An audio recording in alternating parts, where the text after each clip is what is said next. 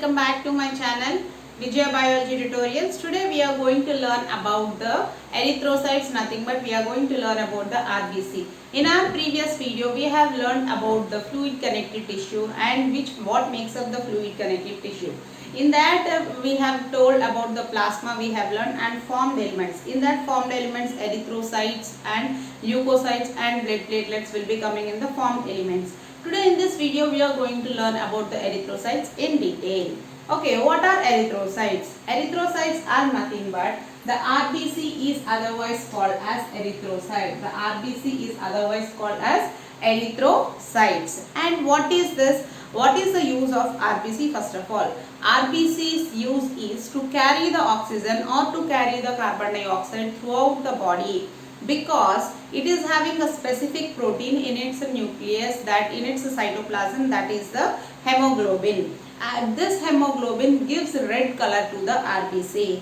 So before going to that, now let us see the structure of the RBC, how the cells of the RBC will be there. The shape of the RBC is they will be circular in shape.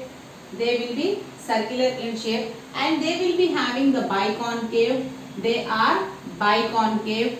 And next one is they are not having the nucleus, means the enucleate. Enucleate nothing but nucleus is absent. Nucleus is absent in the RBC.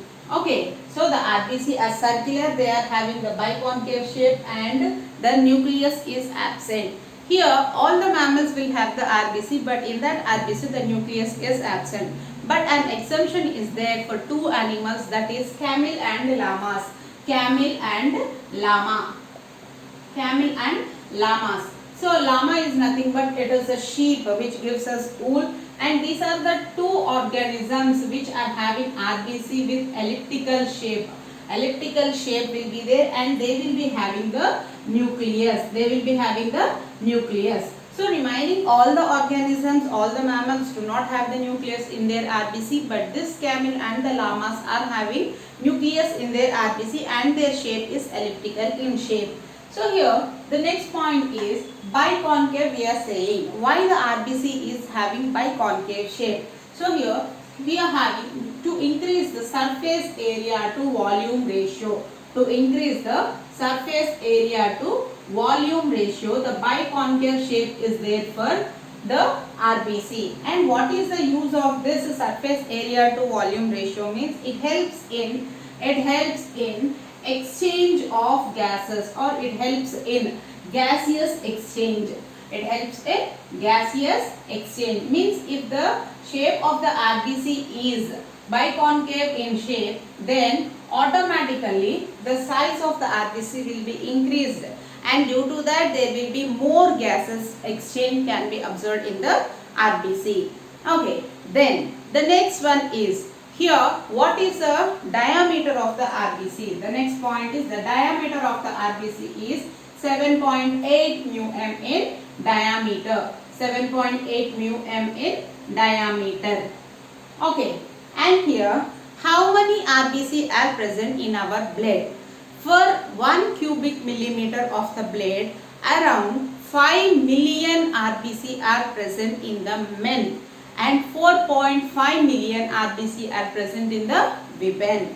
So how many RBC per cubic millimeter? Per cubic millimeter of the blood. Per cubic millimeter of blood. How many are there? Men, if you take, in men 5 million will be present. 5 million RBC will be present in men, while coming to the women. While coming to the women, 4.5 million RBC will be present in the women. Okay, so here the RBC, the RBCs are otherwise called as erythrocytes. They are circular in shape, they are biconcave and they are not having the nucleus. Here, why is the biconcave shape given to the RBC? Means to increase the surface area to volume ratio, so that the gaseous exchange can be more. That's why it is having the biconcave shape. And the exemption is all the mammals are having the RBC without the nucleus, but two animals, that is camel and llama, these are the two animals that have the nucleus in their RBC, and their shape is also elliptical in shape. The diameter of the RBC is 7.8 μm in diameter, and how much amount of RBC is present in the blood? Per 1 cubic millimeter of the blood, in men 5 million of the RBCs will be present, and in women 4.5 million RBC will be present. Okay, next. What happens if the RBC are not in correct number? Means if 5 million is absent in the men, or if 4.5 million are absent in the men, what happens? The decrease of RBC, decrease of RBC leads to a particular disease called as, the decrease of RBC is called as erythrocytopenia. It is called as erythrocytopenia, which leads to, erythrocytopenia leads to anemia. It leads to anemia.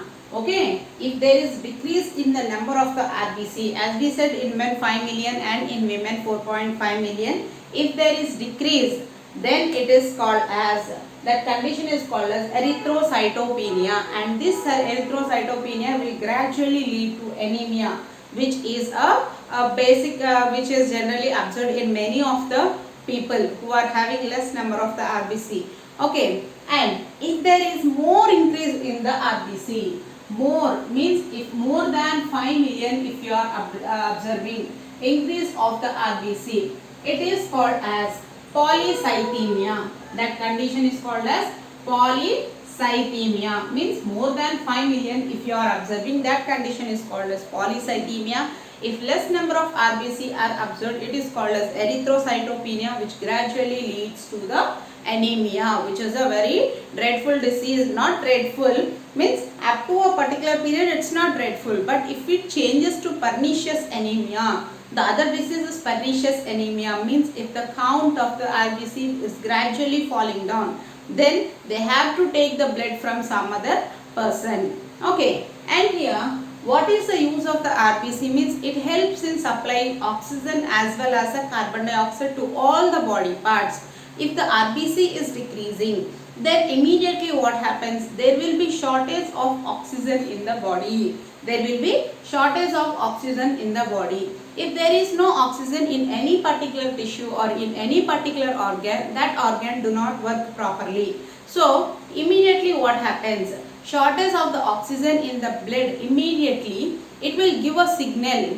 Means when there is a shortage of oxygen, the kidney plays a very important role here. The kidney will release a hormone called as erythropoietin. The kidney means when there is shortage of oxygen, when there is shortage of oxygen, kidney will be releasing, kidney releases, what it releases? Kidney releases a hormone called as erythropoietin. Kidney releases a hormone called as erythropoietin, which is very important. So what does this erythropoietin do? Means when there is less number of the RBC, automatically the supply of the oxygen will be reduced. When there is decrease in the supply of oxygen, immediately the kidney will release a hormone called as erythropoietin. What does this erythropoietin do? The erythropoietin will stimulate the red bone marrow to increase the production of the RBC. Okay, in the previous video we have learned that hemopoiesis we have learned. So there, after the birth of the child, the red bone marrow will be the site of the hemopoiesis we have learned. Here, the red bone marrow will be stimulated by the hormone that is released by the kidney. What is that hormone? Erythropoietin is the hormone. So this erythropoietin will be stimulating the red bone marrow to increase the production of the RBC. When it starts increasing the production of the RBC, automatically then the supply of the oxygen will be normal. Okay, so these are the main points you have to remember. Decrease of the RBC in the blood is called as erythrocytopenia, which will gradually lead to the anemia, which is a disease. Next, increase of the RBC, it is called as polycythemia. Polycythemia. And when there is shortage of oxygen, the kidney will release a hormone called as erythropoietin, and this erythropoietin will stimulate the means it will activate the red bone marrow to increase the production of the RBC. It will immediately tell the bone marrow to increase the production of the RBC. Okay, now again going into detail.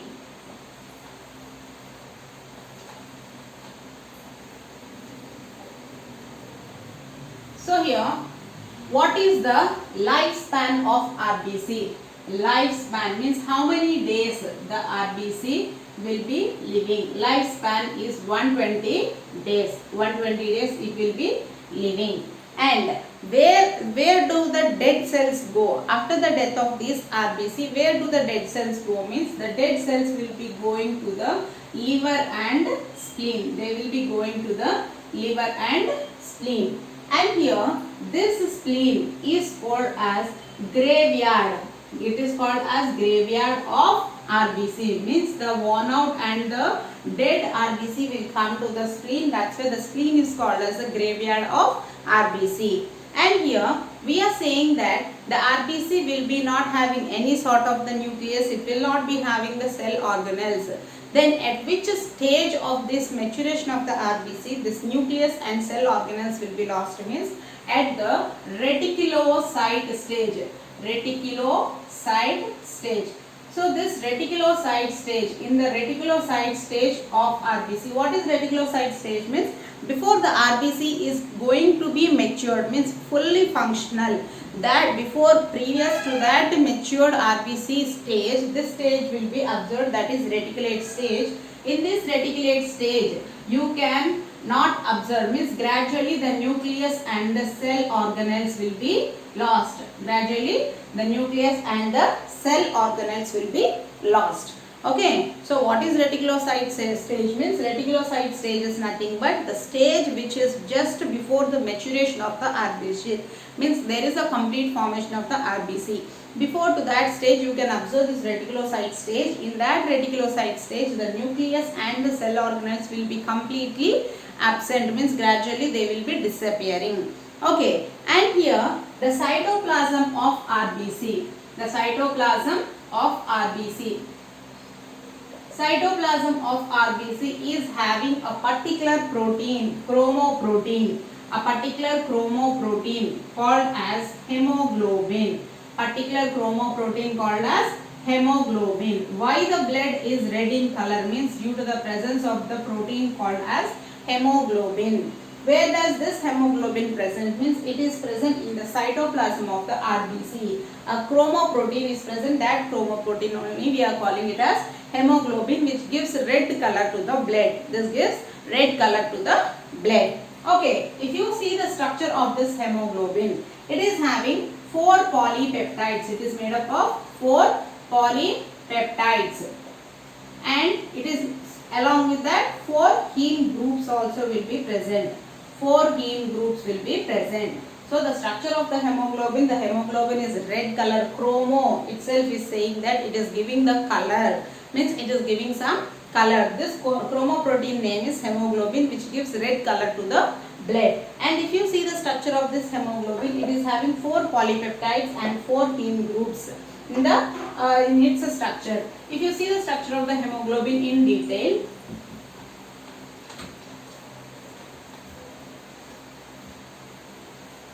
so hemoglobin structure, if you see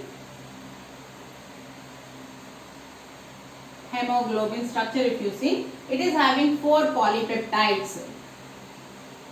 4 polypeptides, 2 alpha and 2 beta chains will be present. Along with that, 4 heme groups will be present. 4 heme groups will be present. And in between these heme groups, each heme group will be having one Fe2 plus ion, means ferrous, nothing but one iron ion. And this each iron ion is having capacity of carrying one oxygen molecule.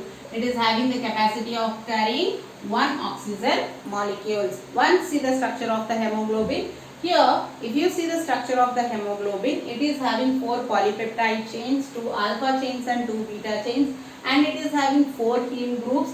And in the center of the 4 heme groups, each heme group is having one Fe2 plus ion, nothing but iron ion, and this each iron ion is having the capability of binding with one oxygen molecule. As already I said that the function of the RBC is to, means the RBC is having the hemoglobin, the function of the hemoglobin is to carry the oxygen as well as the carbon dioxide. When this hemoglobin combines with the oxygen, it forms oxyhemoglobin. It forms oxyhemoglobin.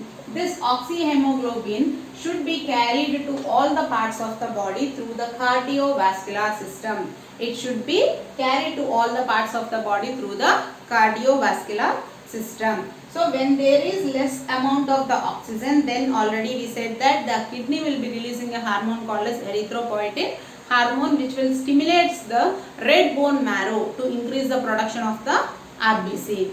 Okay, so this is about the structure of the hemoglobin. 4 polypeptide chains, 4 heme groups. In the middle of the heme groups, the ferrous ion will be present. This ferrous ion has a capacity of binding with the oxygen molecule, and this oxygen molecule will again bind with the hemoglobin. So this hemoglobin plus oxygen together, it makes the oxyhemoglobin. The oxyhemoglobin will be circulating throughout the body through the cardiovascular system. Okay, and what we have to do means which type of foods we have to eat to increase the production of the RBC means the 2 important vitamins, that is vitamin B12 and folic acid. Vitamin B12 and folic acid. These are the 2 important vitamins which play a key role in the maturation of the RBC. In the maturation of RBC means they help in increasing the production of the RBC. Okay, so this is about the RBC. So if there is a shortage of the RBC or if there is shortage of the blood, it gradually leads to anemia. That anemia, if it is still continued, then it leads to the pernicious anemia. And this pernicious anemia, if the pernicious anemia sustains in a person, then compulsory the person has to be taking the blood from some other person. So this is about the RBC. And what is the graveyard of the RBC means nothing but spleen is called as the graveyard of RBC, and the lifespan of the RBC is 120 days. Okay, so this is about the RBC. If you like the video, please do subscribe to my channel. Thank you.